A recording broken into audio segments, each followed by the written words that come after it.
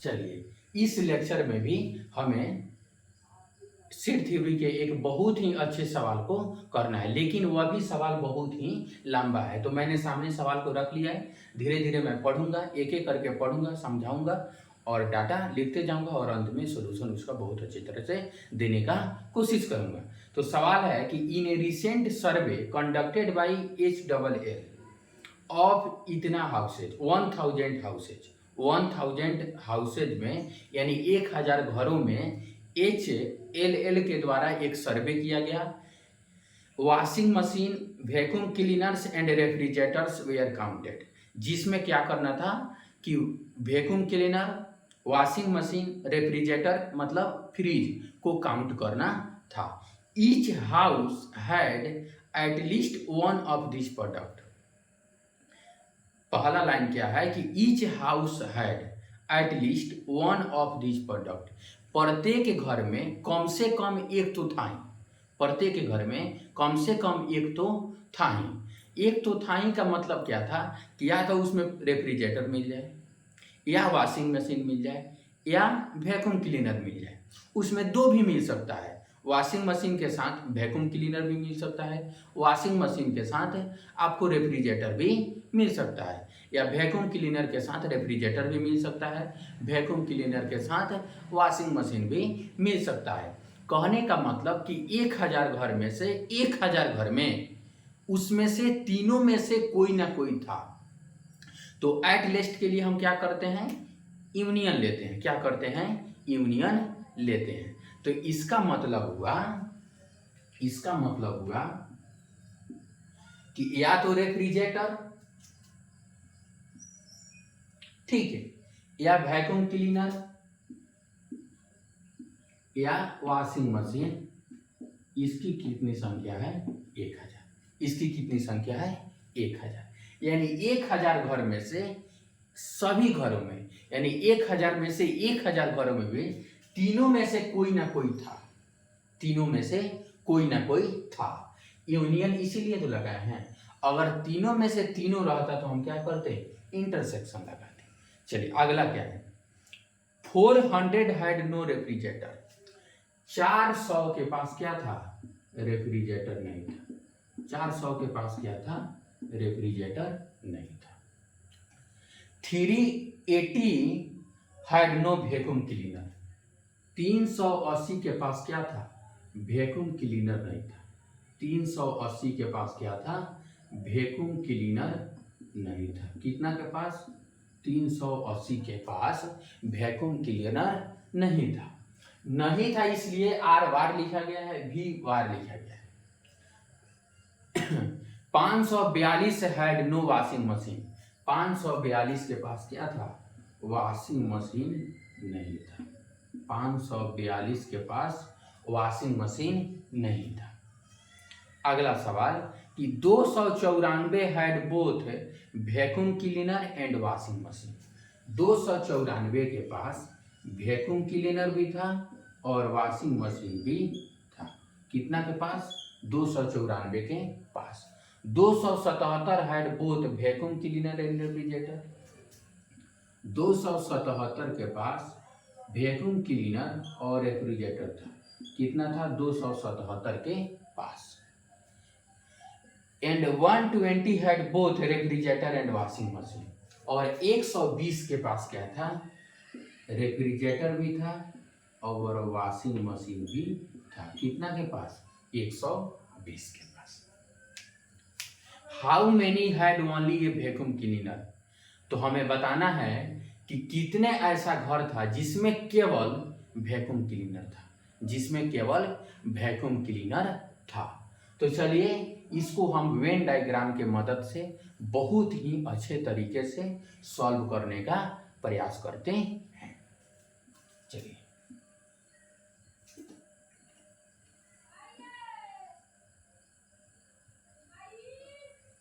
तीन सेट है,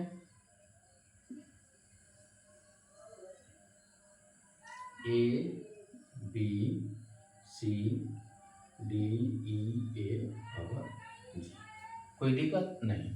अब चलिए इसको क्या करते हैं, वैक्यूम क्लीनर इसको रेफ्रिजरेटर और इसको वॉशिंग मशीन, इसको वॉशिंग मशीन।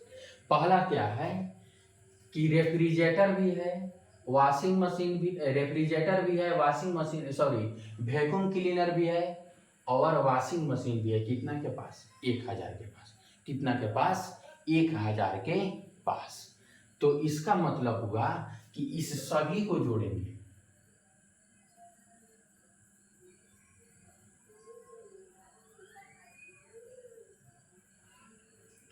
तो इसका मतलब क्या हो गया? A plus B plus C plus D plus E plus G, A B C D E F G, A B C D E F G, ये कितना हो गया? 1000 हो गया। कितना हो गया?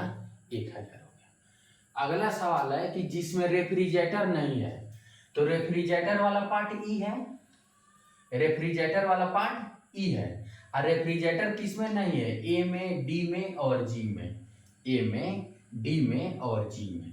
रेफ्रिजरेटर किस में नहीं है? ए में, डी में और जी में। तो ए में, डी में और जी में रेफ्रिजरेटर नहीं है। कितना हो गया? 400। कितना हो गया? 400। वैक्यूम क्लीनर किस में नहीं है? सी में, एफ में और जी में। वैक्यूम क्लीनर वाला पार्ट ई है, तो सी में, एफ में, जी में, सी में, एफ में और जी में क्या है? वैक्यूम क्लीनर नहीं है। और इसका नंबर कितना है? 380। कोई दिक्कत नहीं। वॉशिंग मशीन किस में नहीं है? ए में, बी में और सी में, ए में, बी में और सी में वॉशिंग मशीन नहीं है। कोई दिक्कत नहीं। अब ध्यान दीजिए, अब हमारा क्या है? वॉशिंग मशीन भी है और वैक्यूम क्लीनर भी है। वॉशिंग मशीन भी है और वैक्यूम क्लीनर भी। वॉशिंग मशीन और वैक्यूम क्लीनर किस में है? वॉशिंग मशीन और वैक्यूम क्लीनर इस दोनों में। किस में? वॉशिंग मशीन भी है और वैक्यूम क्लीनर भी है। किस में? किस में? वॉशिंग मशीन वाला ई हो गया, वैक्यूम क्लीनर वाला ई हो गया। तो वॉशिंग मशीन और वैक्यूम क्लीनर किस में? किस में है? डी में और ई में। किस में है? डी में और ई में। ठीक, वॉशिंग मशीन और वैक्यूम क्लीनर। ठीक, कितना हो गया? 294।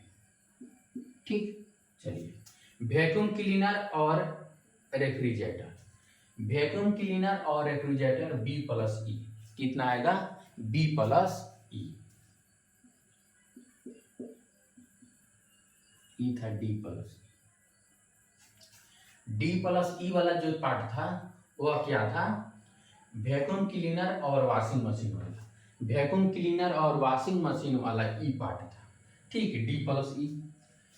वैक्यूम क्लीनर और रेफ्रिजरेटर, वैक्यूम क्लीनर और रेफ्रिजरेटर वाला पार्ट क्या है? बी प्लस ई। चलिए, रेफ्रिजरेटर और वॉशिंग मशीन, रेफ्रिजरेटर और वॉशिंग मशीन वाला पार्ट क्या है? E plus F, E plus F. कितना आ गया? 120। ई कितना हो गया? 277। 277। और हमें ज्ञात क्या करना है? सवाल क्या है कि how many had only vacuum cleaner. तो ए का मान क्या है? ओनली वैक्यूम क्लीनर वाला तो यही पार्ट है, तो हमें क्या करना है? ए का मान ज्ञात करना है। ए का मान क्या करना है? ज्ञात करना है। समीकरण 1, समीकरण 2, समीकरण 3, समीकरण 4, समीकरण 5, समीकरण 6 और समीकरण 7 के मदद से हमें ए का मान क्या करना है? ज्ञात करना है। अब हम क्या करते हैं? इसको मिटाते हैं।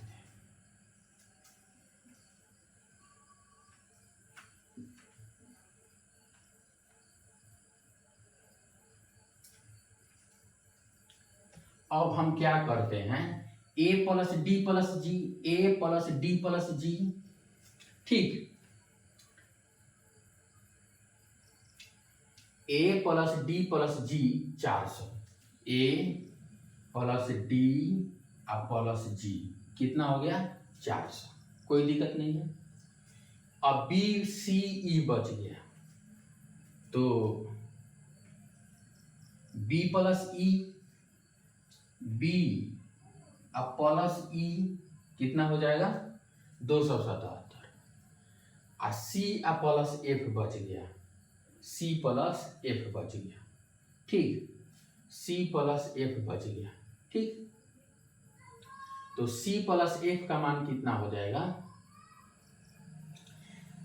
380 माइनस जी, 380 माइनस जी करते हैं, हो जाए आसानी से।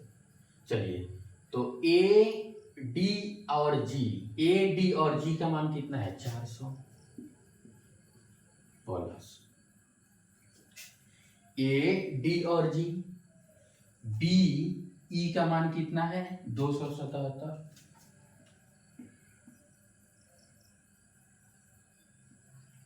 ठीक, प्लस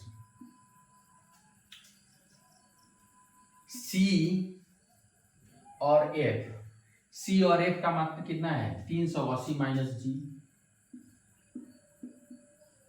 कितना आ गया 1000, कितना आ गया 1000, ठीक। अब देखिए जी का मान निकल जाएगा, और जी का मान निकल जाने से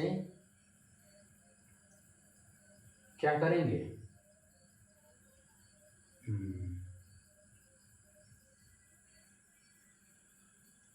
अगर जी का मान निकाल लेते हैं, ठीक, कोई बात नहीं, जी का मान निकालते हैं, कितना आ जाएगा 380 और 400, 780 plus 277 minus G is equal to 1000, ठीक। अब देखिए जी का मान क्या हो जाएगा इतना, तो कितना होगा 900, ये कितना हो गया 7, 8 7 15, 7 2 9 1 10 माइनस 1000, कितना आ गया 57, जी का मान कितना आ गया 57। अब जी के मान को इसमें रखेंगे, अब ए का मान यहां से आ सकता है नहीं, जी का मान अगर हमको निकल गया, ठीक, तो ए का मान निकालना है हमको, ए का मान निकालना है, और जी का मान हमको निकल गया 57। तो अगर इसी में, इस समीकरण में ही ए बी प्लस सी का मान रख देते हैं, ई और एफ का मान रख देते हैं, ए बी प्लस सी का मान रख देंगे, डी और ई का मान रख देंगे, जी का मान रख देंगे, तो एफ का मान आ जाएगा। एफ का मान अगर आ जाता है तो जी और एफ का मान निकल जाएगा, जी और एफ का मान निकल जाने से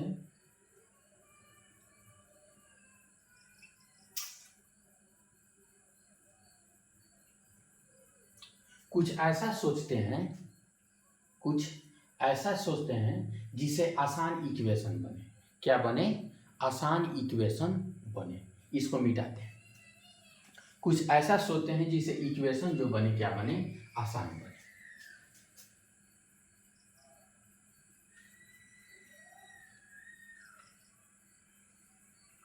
ठीक। अब देखिए हम क्या करते हैं, ए डी और जी को जोड़ते हैं, ए डी और जी को जोड़ते हैं, कोई दिक्कत नहीं। उसके बाद ए डी और जी जुट गया, उसके बाद ई और एफ को जोड़ते हैं, ई और एफ को, ई और एफ को जोड़ते हैं, तो कितना आएगा 120। ए डी और जी को जोड़ लिए, ए डी और जी को, उसके बाद ई और इफ को जोड़ते हैं, ई और एफ को जोड़ लिए। अब हमारे पास क्या बच गया, ए डी और जी, ई और बी सी, बी सी बच गया, क्या बच गया, बी और सी। ठीक, तो यहाँ क्या लिखते हैं, बी और सी, बी और सी इज इक्वल टू कितना हो जाएगा, 1000, इज इक्वल टू कितना हो जाएगा, 1000। ठीक, अब देखिए बी और सी का मान निकल जाएगा तो ए का मान यहाँ से निकाल लेंगे, बी और सी का मान निकल जाएगा तो ए का मान यहाँ से आसानी से निकल जाएगा।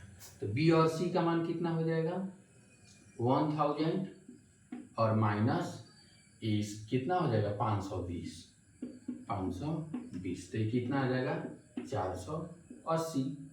बी प्लस सी का मान निकल गया और यहाँ से ए प्लस बी और plus C is equal to कितना है, 542, 542। अच्छा, बी प्लस सी का मान कितना है, 480, तो ए का मान कितना आ जाएगा, 542 और माइनस 480 कितना आ जाएगा, 62। कितना आ गया, 62। तो यह सोचने वाला सवाल था, सोचने वाला सवाल था। तो ए का मान हमारा कितना आ गया, 62। ए का मान कितना आ गया, 62।